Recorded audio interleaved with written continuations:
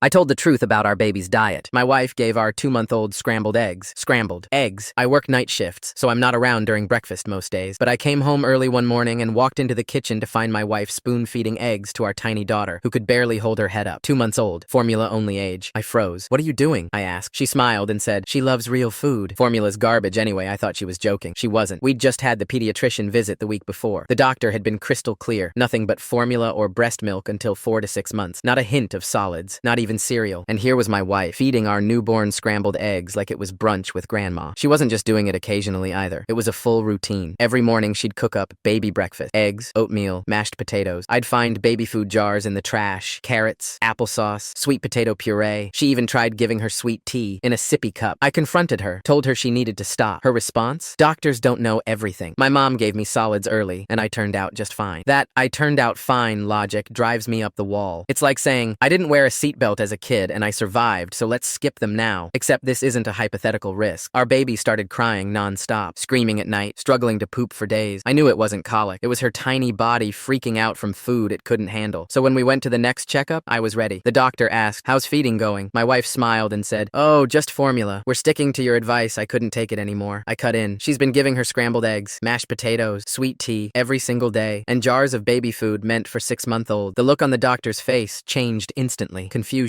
then alarm. She launched into an explanation. How early solids can cause digestive damage, choking risks, long-term gut issues. She told us the crying wasn't colic. It was pain. Told my wife to stop immediately. Nothing but formula. My wife sat in silence. I could feel the steam coming off her. Her face was bright red, not from guilt, but rage. As soon as we got to the car, she exploded. "You ratted me out like a snitch! You made me look like a bad mom! You embarrassed me!" I lost it. I told her this wasn't about her ego. This was about our daughter's health, that putting pride over safety made her selfish. I even said, "You care more about being right than about keeping our baby safe." She didn't speak for the rest of the drive. When we got home, she packed a bag for me, told me to go stay with my parents until she decides to forgive me. Forgive me for protecting our child from being her science experiment. Now I'm at my parents' place, sleeping on a fold-out bed, getting texts from her mom telling me I humiliated her daughter and should have talked to her privately. What do they think I've been doing for a month? Whispering, arguing, pleading. She wouldn't listen. I didn't want to embarrass her. I wanted our daughter to stop crying through the night, stop being backed up for days, stop being force-fed things her body isn't ready for. And yeah, maybe I shouldn't have snapped. Maybe I shouldn't have called her selfish. But watching my newborn scream in pain while my wife kept saying she just needs to adjust pushed me past my limit. What was I supposed to do? Sit there and let it happen? Pretend it was fine while she fed a 2-month-old sweet tea? So now I'm the villain, the snitch, the guy who spoke up at the doctor's office. But I'd rather be the bad guy in my wife's eyes than be the reason our daughter ends up in the ER choking on mashed potatoes. I'd do it again. And if my wife needs time to forgive me for that, she can take all the time she wants.